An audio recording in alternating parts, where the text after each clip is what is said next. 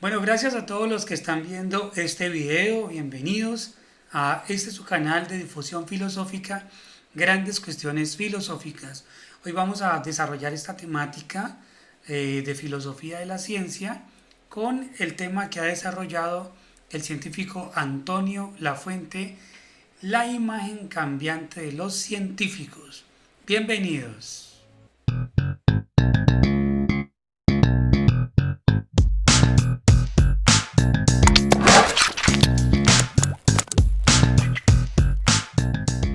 Antonio Lafuente es un científico español, doctor en ciencias físicas y trabajador nada menos y nada más que del CSIC, es decir, del Consejo Superior de Investigaciones Científicas que queda en España. Y que esa institución, el CSIC, es considerada como la mayor institución pública de investigación de este país. Y en el año 2012 fue catalogada como la novena mejor institución del mundo. De modo que Antonio Lafuente es un investigador vigente y que desarrolla pues proyectos bastante importantes para el desarrollo de la ciencia. Según Antonio Lafuente, la ciencia presenta básicamente dos grandes atributos o dos grandes características. La primera de ellas es que la ciencia es, como ustedes pueden ver aquí en la diapositiva, es opaca o la opacidad de la ciencia, es decir, no es tan clara como nos lo han dicho, no es tan diáfana, sino que más bien es un poquito compleja, ¿verdad? Y tiene muchos vacíos, ¿no? Y esos vacíos son justamente los que la convierten en opaca. Y el otro atributo es el de la ubicuidad, es decir, la ciencia está presente en todos los aspectos de la vida y también en todos los aspectos de la realidad, es decir, se ha vuelto casi que omniabarcante, ¿no? Abarca todas las cosas la ciencia. Por estos atributos y por estas características de la ciencia, pues los seres humanos, la gente espera mucho de la ciencia. Básicamente lo que esperamos de la ciencia es que la ciencia nos dé soluciones a los problemas que aquejan a la humanidad, como son, por ejemplo, soluciones a las crisis económicas, soluciones a las amenazas que hay para la salud, soluciones al problema del tráfico, soluciones derivados a los problemas derivados de la contaminación, soluciones a los paros sociales, a las manifestaciones sociales, y todo esto se espera de la ciencia justamente porque las soluciones que da la ciencia, digamos que son las soluciones legítimas, ¿sí? Todo lo demás es pura especulación, todo lo demás es pseudociencia, todo lo demás puede ser hasta conspiración, ¿sí? En cambio que lo que dice la ciencia, las soluciones de la ciencia son las soluciones, es lo que realmente, en teoría y en el imaginario colectivo, acaba con los problemas o puede acabar con los problemas de la humanidad, del planeta en general. De modo que solo la ciencia puede dar este tipo de soluciones, las soluciones legítimas. Claro, esto ha llevado a la alienación de la humanidad frente a la ciencia. La ciencia entonces le ofrece al ser humano esta especie de remedios como de bálsamos universales, ¿cierto? Y pues claro, el hombre queda sumido a ella. Entonces la ciencia casi que tiene el control del público y el público se ha sometido libre y espontáneamente a las teorías y a las soluciones, como ya lo hemos dicho, científicas. La época que estamos viviendo actualmente es una época de Big Science o de la ciencia grande, ¿no? De una ciencia grande. Y esta Big Science pues tiene unas dimensiones portentuosas, ¿no? No son lo que... No, la ciencia no es hoy lo que otrora fuera, sino que ha alcanzado pues unas dimensiones bastante significativas, importantes.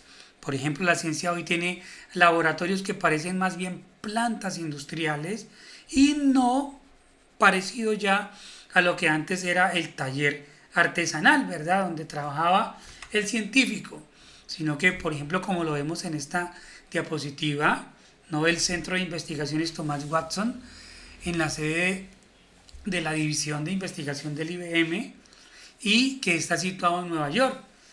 En él se mejora nada menos y nada más que el hardware y el software con estudios detallados en sistemas. Se intenta además profundizar en las matemáticas y la ciencia que permite mejorar las tecnologías. Entonces miren el edificio, miren el gran complejo que tiene este laboratorio científico. Para continuar con los ejemplos, tenemos la sede del Observatorio Europeo Astral. Si bien esta sede está ubicada en Alemania, el observatorio tiene algunos de sus principales telescopios en Chile. Con la tecnología que manejan han logrado enormes avances en la astronomía. También tenemos el Laboratorio Nacional Fermi. Miren ustedes el tremendo edificio, ¿cierto?, que poseen. Tenemos también el Laboratorio de Biología Molecular, ¿sí? Como les digo, parece más bien una planta industrial, ¿cierto?, donde se fabrican muchas cosas.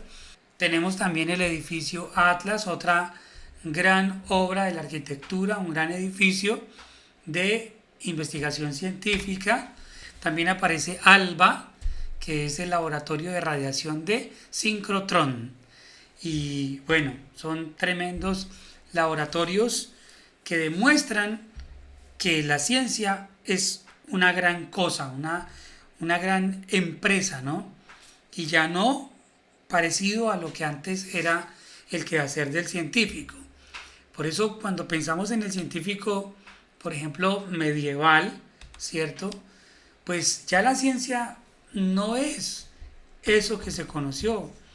La idea del viejo arquetipo del científico que se poseía, un científico de gabinete que poseía un papel y un lápiz y un modesto instrumento o artilugio con el cual desentrañaba los arcanos de la naturaleza, y que además era un ser distraído, solitario, individualista, de bata blanca. Bueno, aquí en el ejemplo tengo a uno de bata negra porque pertenece más bien también a esa clasificación de los magos que hacían ciencia, digamos los antiguos alquimistas, pero nosotros tenemos la imagen del científico de bata blanca, ¿no? Esa fue la imagen que nos vendieron, y que estaba casado con una mujer ajena a sus abstrusas especulaciones. Esta imagen es la imagen que nos han proyectado desde Hollywood, ¿verdad? Y que es la que nosotros hoy reconocemos. Ya a partir de la Segunda Guerra Mundial, el científico no va a ser ese hombre que trabaja en solitario, ensimismado, sino que va a ser una persona que viste normal, que va a estar sindicado, que va a consumir gran parte del presupuesto nacional, que ostenta signos exteriores de riqueza, que trabaja en equipos integrados complejos, con mucho personal de apoyo, ¿verdad? Para apoyar la idea del crecimiento de la ciencia, Antonio Lafuente nos va a entregar algunos datos sobre cómo de verdad ha ido desarrollándose el saber científico. Entonces, por ejemplo, él menciona que cada año aparecen 350.000 nuevos artículos de química en unas 12.000 revistas especializadas, y que de esos solo el 5 o el 6% son artículos rupturistas. En cambio, el resto desarrollan un trabajo rutinario importante, pues, para seguir sosteniendo las teorías ya existentes. Y es justamente esta realidad la que nos obliga a modificar la imagen que tenemos del científico y de la ciencia. La ciencia es algo realmente complejo y costoso. También es importante decir que actualmente es casi imposible que el científico no termine siendo politizado o no termine estando comprometido, por ejemplo, con la seguridad nacional o, como eufemísticamente se dice, con el bienestar de la nación. Sino pues todo lo contrario, el científico es perseguido por los gobiernos para que sus investigaciones apoyen de alguna manera la ideología dominante. Y históricamente hemos visto cómo la ciencia o muchos científicos, como por ejemplo en la Alemania nazi, pues terminan haciéndole el juego al poder, o vinculados o relacionados pues con el poder y no con la verdad, no con la ciencia.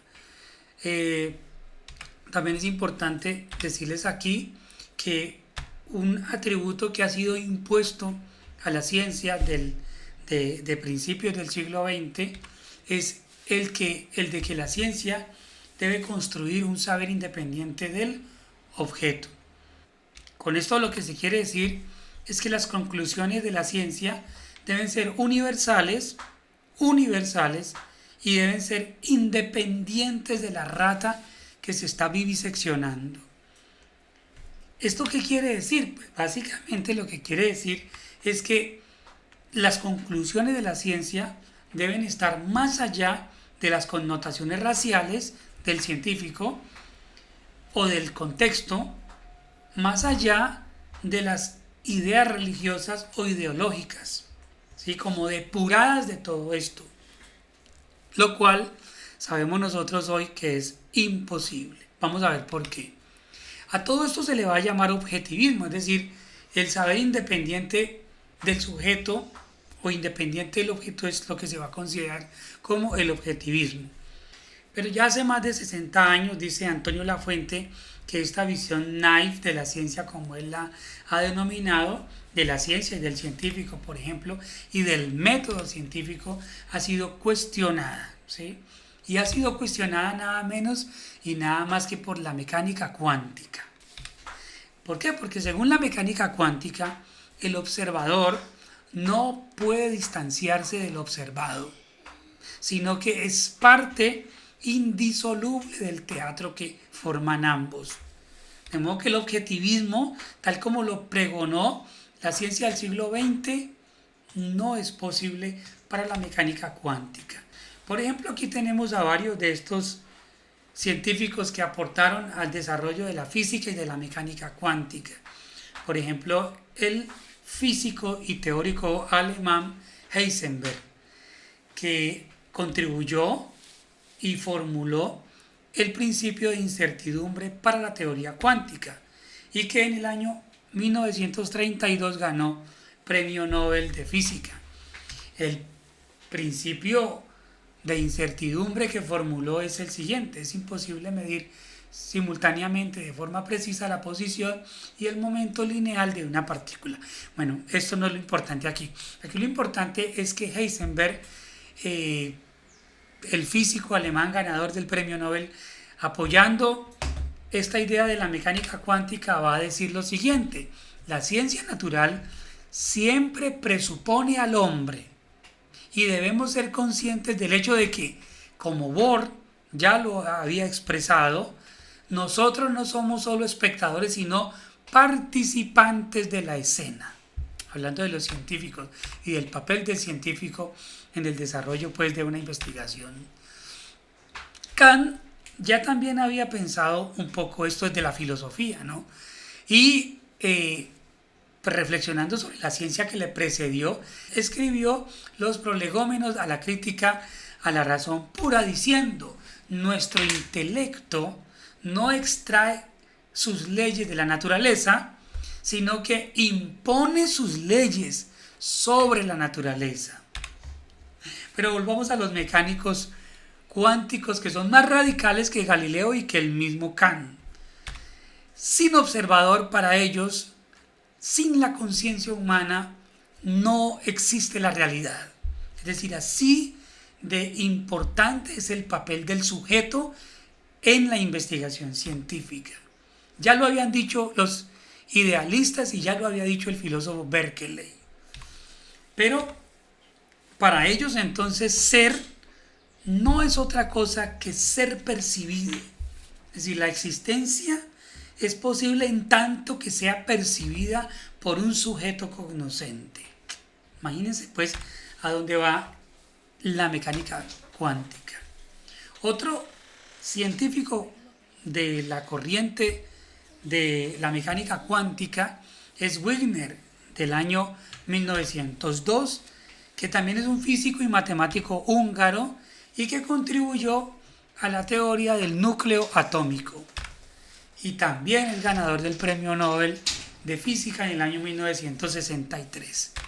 Según él, en un artículo que escribió sobre simetrías y reflejos, el estado del sistema, aparato más objeto, tras la interacción es tal que solo un estado del objeto es compatible con un estado dado inicial del aparato. Por ello, el estado del objeto solo puede ser asegurado mediante la determinación del estado del aparato después de que la interacción tenga lugar. Se sigue de ello que la medida del estado del objeto ha sido reducida a la medida del estado del aparato. Bueno, un poquito complejo esto, pero básicamente lo que quiere decir es que hay interacción profunda e indestructible entre el sujeto y el objeto. Otro gran científico físico es el señor Niels Bohr, físico danés que también contribuyó a la mecánica cuántica y que también fue premio Nobel en el año 1922. Según él, no podemos hablar de los átomos como si fueran cosas esperando ahí afuera para ser observadas. Nuevamente retomo a Heisenberg. Según él, las leyes de la física no se refieren a la naturaleza, sino a la relación que construimos con ella. Entonces, si el sujeto participa en la formación del objeto, entonces experimentar no es sinónimo de sentir, sino que experimentar es sinónimo de actuar. O al extremo, como lo dijo o con Dewey, con Peirce, con Rorty y con Kinney, es decir, con los pragmáticos, la verdad es algo intencional, la verdad es un hábito de la mente. Entonces vamos a llegar a la primera síntesis de esta introducción que estamos haciendo a este artículo de Antonio Lafuente. La primera es que la ciencia es un asunto más complejo de lo que habitualmente nos han presentado. Segundo, que la imagen del científico, esa imagen que nos han vendido es una imagen petrificada y edulcorada. Y tercero, que esta imagen tiene varios defectos, como por ejemplo su capacidad para adocenar. ¿De dónde surge este mito y cómo ha logrado sobrevivir entre nosotros? ¿De dónde surge esta imagen que tenemos del científico y cómo perdura hoy todavía en nuestras conciencias? Entonces, para aclarar un poco estos aspectos, vamos a esbozar algunas reflexiones históricas sobre cómo deben ser los científicos y cómo son realmente. Esto lo vamos a hacer desde la perspectiva de la novela de ciencia ficción, de la prensa y por supuesto del cine, y luego lo vamos a hacer desde la sociología de la ciencia. En el próximo capítulo entonces vamos a estar hablando acerca de estos aspectos. Espero que continúen con nosotros. Muchas gracias. Nos vemos. Chao.